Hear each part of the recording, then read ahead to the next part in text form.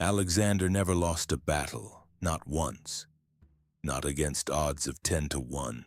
Not against elephants, not against the largest empire on earth. And yet, he lost everything. In a single week, the empire he built crumbled the moment he died. How does that happen? How does the most unstoppable man in history rise so fast, only to vanish completely? This is the story of Alexander the Great, the boy who tried to conquer the world and the man who couldn't conquer himself. Welcome to Shadow Chapters. We bring history's most haunting and powerful moments to life through immersive storytelling. Today, we're not just covering Alexander's conquests. We're unpacking the ambition, madness, and choices that built his legend and destroyed it. What made his men worship him as a god? Why did they finally turn against him? And how did his dream echo through history for centuries? If you love history told like a thriller, hit subscribe, because this one's a ride.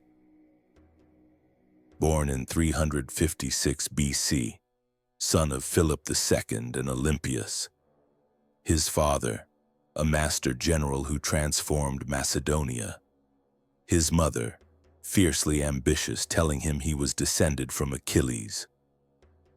Tutored by Aristotle, Alexander absorbed philosophy, science, and Homer's Iliad. But he wasn't just reading about heroes, he believed he was one. At 13, he tamed the wild horse Bucephalus. Everyone else had failed. Alexander whispered to the animal, turned it toward the sun, and rode it into history. That horse would carry him through every campaign until its death. He wasn't dreaming small. From childhood, the message was clear.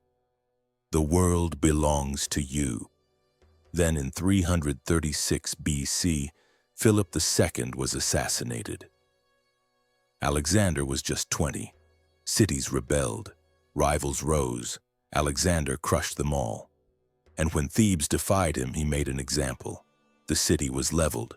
Thousands killed or enslaved. One brutal act, and no Greek dared challenge him again. The world now belonged to him, and he wanted more. At the river Granicus, his first big battle, the Persians expected hesitation. Instead, Alexander led the charge himself.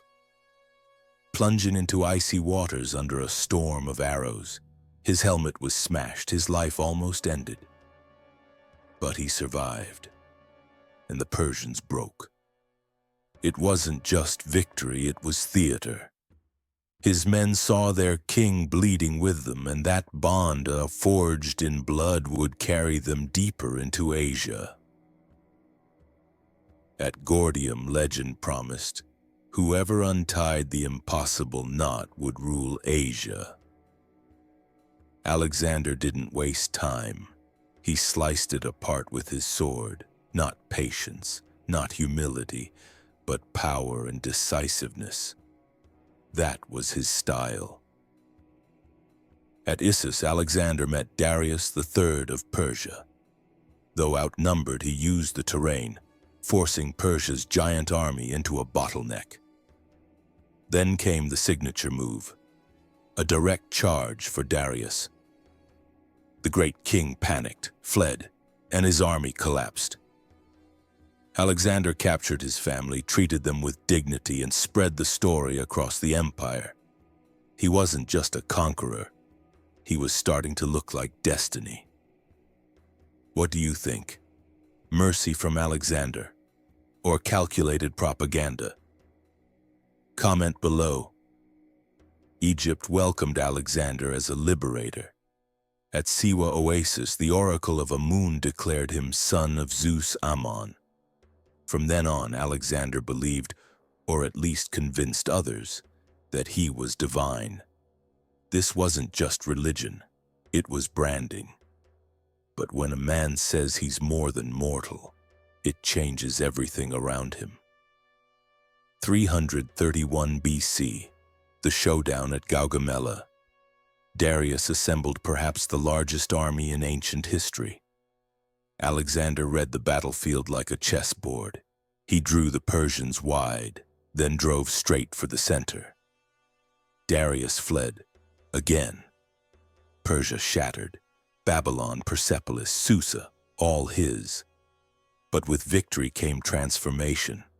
Alexander donned Persian robes, demanded Persian rituals. His Greek and Macedonian veterans grumbled.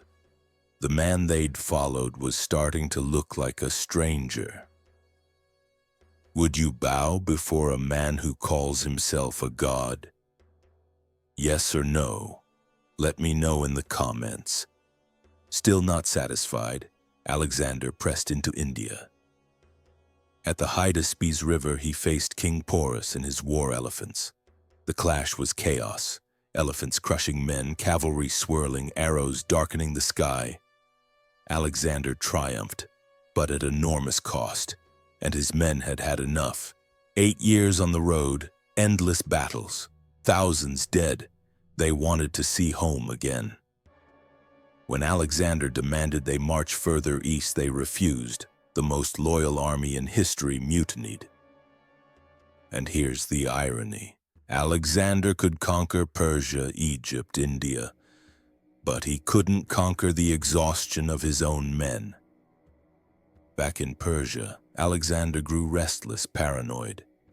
He executed generals, murdered Clytus, the man who once saved his life, in a drunken rage. Then came tragedy, the death of his closest friend and companion, Hephaestion. Grief consumed him. He threw himself into megalomaniac plans, new wars, colossal building projects. But his empire was already cracking beneath him. In 323 BC in Babylon, Alexander collapsed with fever. Within days, the unstoppable conqueror was gone. Poison, malaria, typhoid. We'll never know. But the greater mystery was what came after. He left no heir. His general, the Diadochi, carved the empire into pieces. Wars erupted that would last for decades, reshaping the ancient world. And yet, his shadow endured. Rome idolized him. Napoleon studied him. Even modern leaders compare themselves to him. Greek language and culture spread across 3 continents. Cities named Alexandria still stand. Alexander built an empire of flesh and stone. But his real conquest? Memory.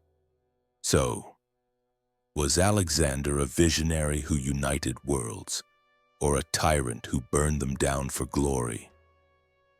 Tell me in the comments, in one word, how would you define Alexander? I'll pin the best response. Thanks for watching. Subscribe for more stories where history feels alive.